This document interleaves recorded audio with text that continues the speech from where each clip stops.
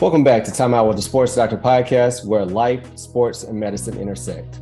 We're very glad that you continue to support this podcast. You can get the information on any platform where podcasts are played, as well as getting the video content on YouTube. But if you want to just get one place to find all the content, go to my website at DrDerrick.com, and you will find everything on that website. So without further ado, let's get into this episode.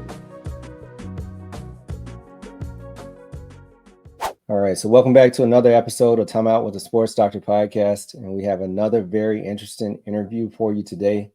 I have another fellow physician, I have another fellow podcaster, pediatrician, but way more than just a pediatrician, also a consultant, a mother, and a practice owner as well. So I would like to introduce you to Dr. Omolara Uwemedimo, who is joining us today.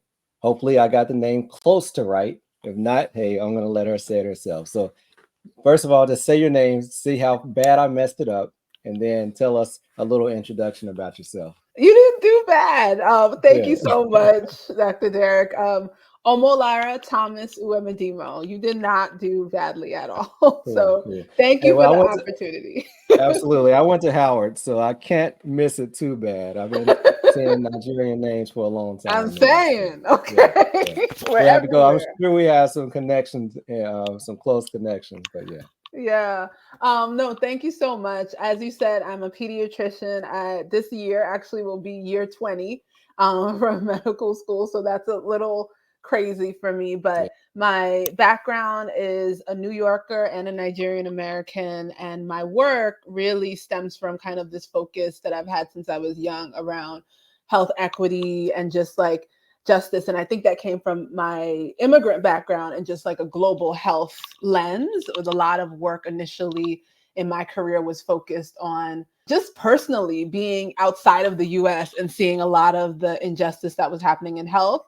And then as I grew into my healthcare career, very focused on global health. I actually spent the first decade of my life outside working in Sub-Saharan Africa, in Latin America, in the Caribbean, and finally ended up coming back because I found that clinical medicine had this like challenging piece where you could do good work in under-resourced areas, but the system always was the issue. And how could we actually support the system? So I ended up coming back to the US to do a master's in public health to learn how to like strengthen health systems, evaluate programs.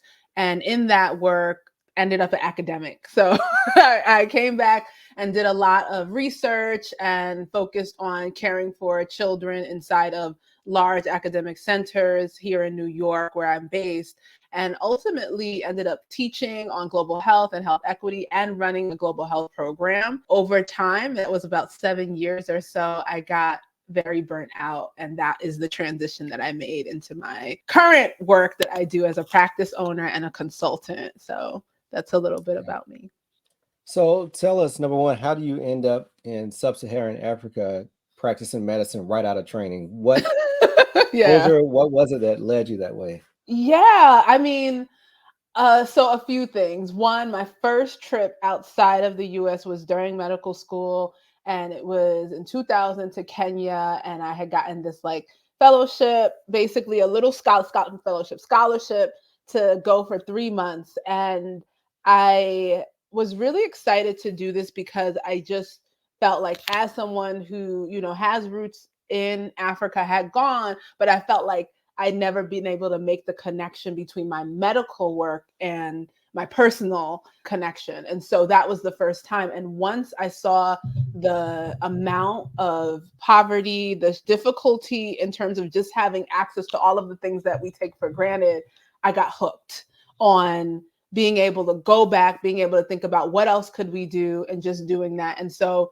throughout medical school, I ended up finding time, doing extra calls to go to get enough time to go to Cuba, and then going to Nigeria. And then during residency, it was even worse, as you may imagine, trying to do calls and get the time, but ended up doing more of that work, going to Lesotho and all of these places. And back then, it wasn't as easy. There weren't as many opportunities, but there was this one opportunity at Baylor Pediatric AIDS Initiative, and they were sending doctors straight out of residency to help support pediatric HIV, and they were paying them $40,000 a year. And my mom was kind of just like befuddled at why I would leave. But she was like, what are you doing with your life? But that was exactly what I wanted to do. And I ended up being matched to Malawi. And I spent a year and a half in Malawi doing this work and helping to support getting kids with HIV on antiretrovirals and helping support that system there.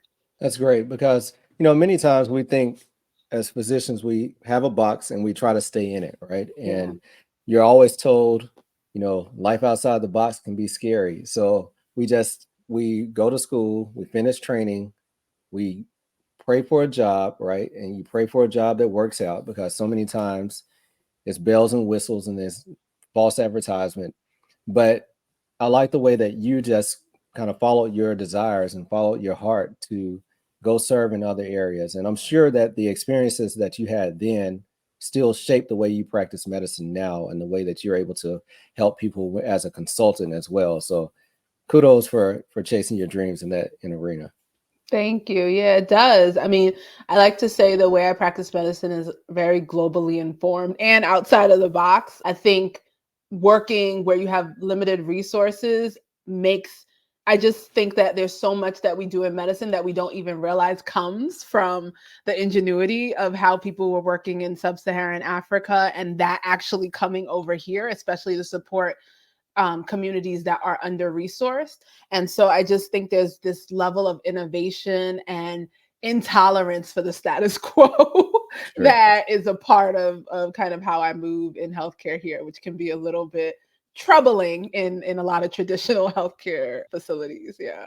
So tell us about your practice. So you have your own private practice, but you're also a consultant for other physicians as well, correct? Yeah, and not just physicians, but clinicians. So we support mental health clinicians as well as primary care physicians and even nonprofit that are providing health services. So yeah, so my practice basically and my practice is a joint practice. I have two partners, Dr. Suzette and Dr. Nicole Brown, who are twin pediatricians, and they're my co-founders as well. And we started it out of a collective frustration with the healthcare system. I think for us, we're second generation, immigrant Black women. And what we found was that in these large centers, there weren't a lot of us.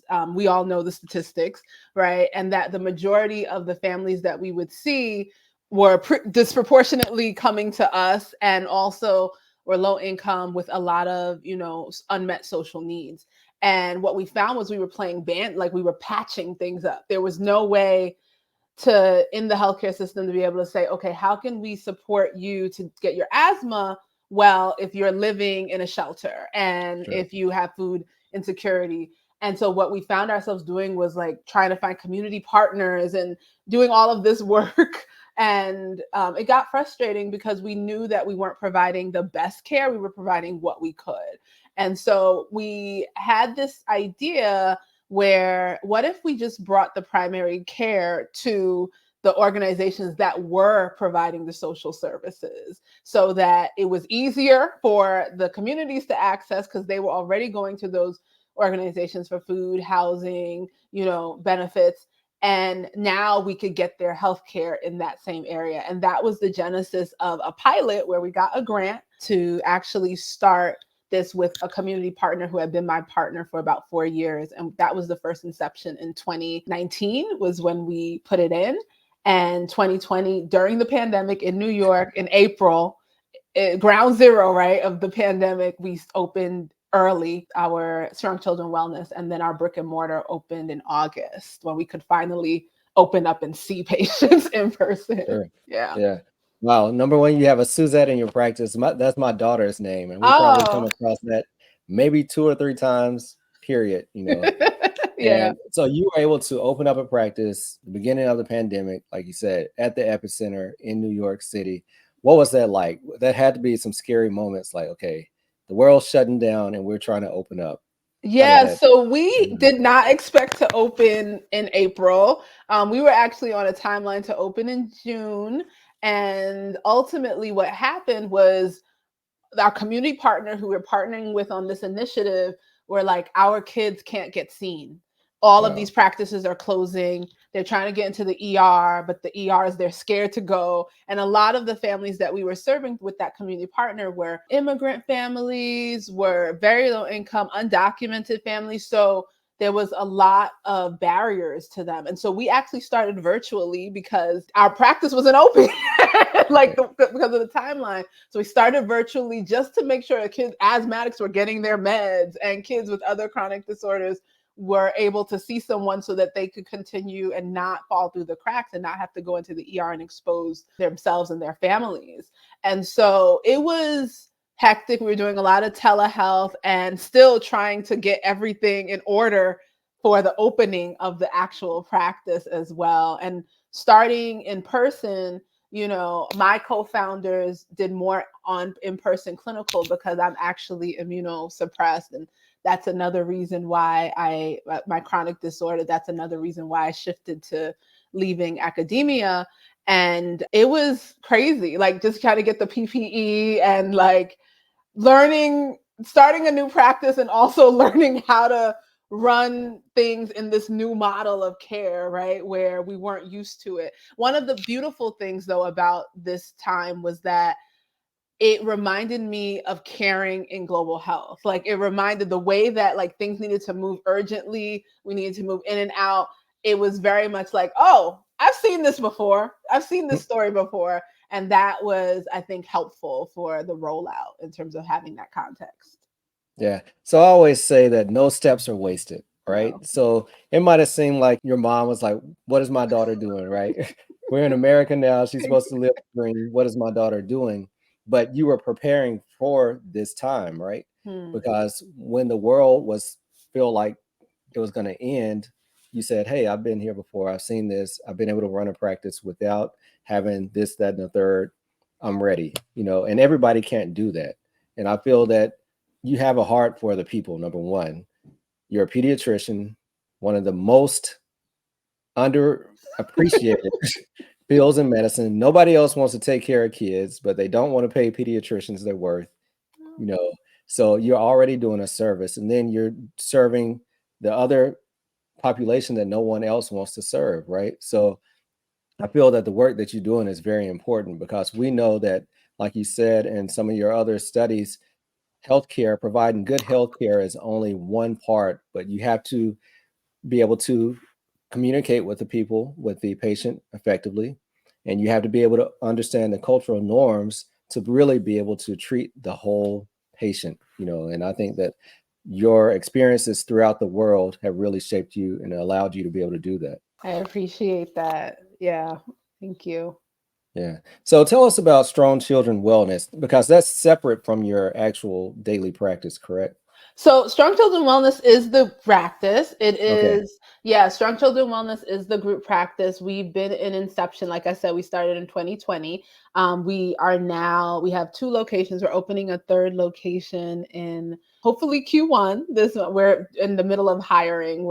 We have about 20 employees now, and we are really focused on what we like to say is a community integrated practice model. So the model is really focused on being within the community and not in kind of this isolated area like a lot of healthcare centers are, and really focused on under-resourced communities. So our locations are usually embedded within community-based organizations, and so that we have this symbiotic relationship where if we identify unmet mental health or social needs, we do have our own team that can help support that. But then we also have the larger community-based organization that can provide even more in-depth resources and social services. The work that we do is pediatric-focused, but family-centered. So even though we take care primarily of kids, we have a cohort of caregivers that we have internal medicine so we can take care of kids and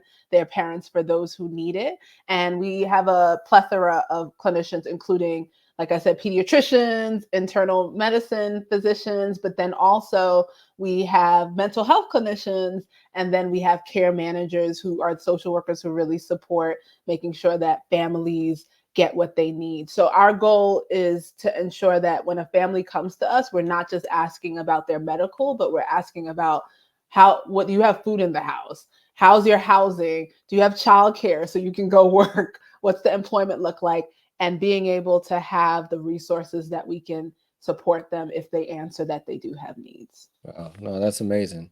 That's a lot because A lot. you're doing pediatrician work, social work, all that. Do you have social workers on your team, or is it just your Yeah. staff? Okay, No, we have social that's workers on good. our team. And honestly, I'll tell you, when I was in the healthcare, like the academic health center, a lot of my my favorite part about the work was not, and I know people are gonna kill me, but was not the like physical primary care. It was the relationships and then trying to find all of these supports for families because I just felt that was what catapulted them and then change their outcomes and change their health outcomes. And so I like to say, like, I was probably like a glorified social worker masquerading as a pediatrician.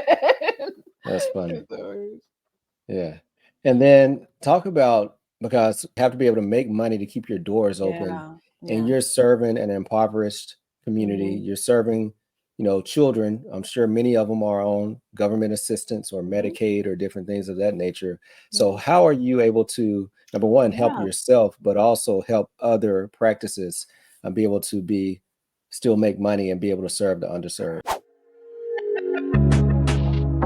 If you're enjoying this episode, don't wait to the end to share it. Share it now. Share this with a friend or a colleague that you think might find value in this information. And then also make sure that you click and leave us a 5-star review and give us feedback because we really value your feedback and your input. Now back to the episode.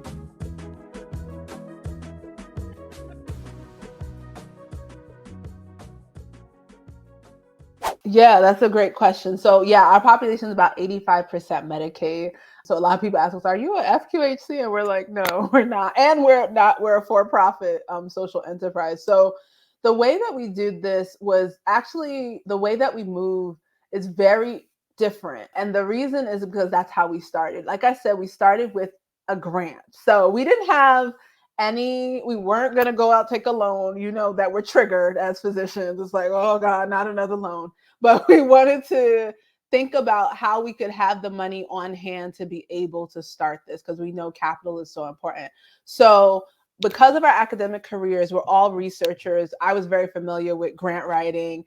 And what we tried to do was work with the nonprofit and who has access to grant dollars as a nonprofit and say, who are the funders? Who are people in your ecosystem that would want to do this? And we identified a funder who was really interested in this. And we wrote a letter of intent, a LOI. And we wrote that. And with that, we got our first $125,000 grant to get started. And through that relationship, what we found was that we could do this thing, which was called fiscal sponsorship. And what that means is that as a for-profit, you can actually work with nonprofits. And if you have an aligned mission, that nonprofit is able to now say, okay, this is a for-profit that's bringing in a new service, and we'd like to subcontract them in this grant so that they can get the money to be able to deliver this service. So over the first 2 years, we were able to get about $750,000 in grants. Now we have over $1 million in grants that we've gotten Wow. to date. And then in addition, what we noticed in terms of grants was also being able to get contracts. And nonprofits were a really great place for that, where we could propose maybe do either being contracted to bring our provider into one of their places so that they could actually have services on hand. So we have contracts with foster care agencies where our providers will go out into those foster care agencies and provide care. And so with that diversified revenue, that allowed for us to be able to have a lot more flexibility and not be like a lot of practices where it's very volume based and you just have to see as many people as possible. The other thing that I think is really important for practice owners to think about is the fact that Medicaid is changing and there are a lot of different models that are getting paid for, and there's a lot of money coming through Medicaid, and we were able to identify additional models that reimburse us to be able to provide larger types of care, like the care management that we do and the behavioral health that we do. So all of that together, I think some people say in business, the most scary number in business is one, because if one person, one revenue stream, there's always that ability for there to be a loophole. So I think our biggest thing was, how many different ways can we make sure revenue is flowing in here so that we can stay afloat? And we've been able to grow quite successfully. We're a 7-figure practice now, and that is really exciting for us. That's important because many times people are paralyzed really because of the thought of, how am I going to financially take care of my family? How am I financially going to run this practice? How am I financially going to be able to chase this dream that I have, right? And I want people to hear that there are, I mean, you just named 5 different ways of getting funding outside of going to get a loan from a bank, right? So Time Out with the Sports Doctor needs a grant, number one. So I need to, Okay. I'm trying to help the people, so I need a grant.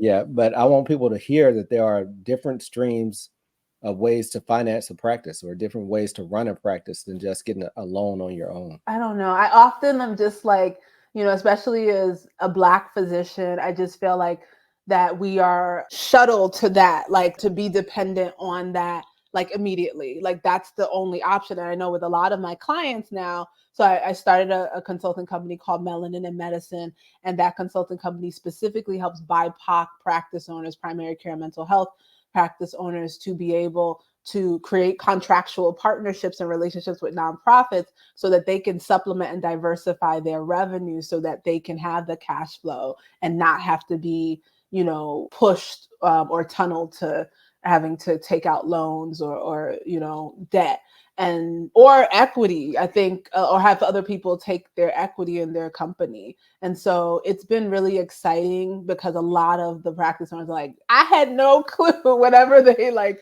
hear our model that this is even possible. But it's always exciting to see that practice owner get their first contract and they're like, oh, okay. And I don't have to see 800 patients to make this money too in the practice. Yeah. Yeah, that's great. Well, first define what BIPOC is for those who are Yeah. listening that might not know. Yeah, so BIPOC stands for Black, Indigenous, and or people of color. And so pretty much mostly non-white. We're all non-white owners. So that's who we serve and focus on. Right. So, and you're able to help other practices, like you said, health centers, nonprofits, for-profits. Who should reach out to you for help? Yeah, we are expanding to larger health organizations, but I would say that we work with a different tier. We've worked for practice owners that are like at 150K annual revenue to those that are at 2 million or more in annual revenue. And the goal there is just the fact that even if they're a practice owner that is like has been doing this for a long time, a lot of times what we find out is people are really on a single revenue stream and they're very burnt out and and the profit margins are like really minimal. And so what we are able to do is come to us and we start to think about how can we position the practice to not just serve patients, but serve partners, serve organizations. And that's the fun part where they're like, oh, I could get a contract to educate or train these organizations, or I could get a contract to provide health education to their clients that aren't solely focused on clinical care. And I think a lot of us underestimate how much we've developed and how much we have that is important and can be leveraged to nonprofits who are serving the populations we want to serve anyway. Oh, that's great.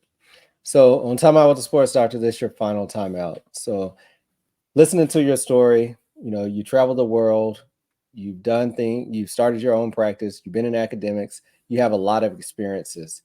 So you, I think, really know what the word health equity means, right? Because you've seen it, and you've seen impoverished in the United States, you've seen impoverished all over the world. What does it mean to you, or what do you think, what steps do we have to do to take to really have health equity in the United States? Yeah.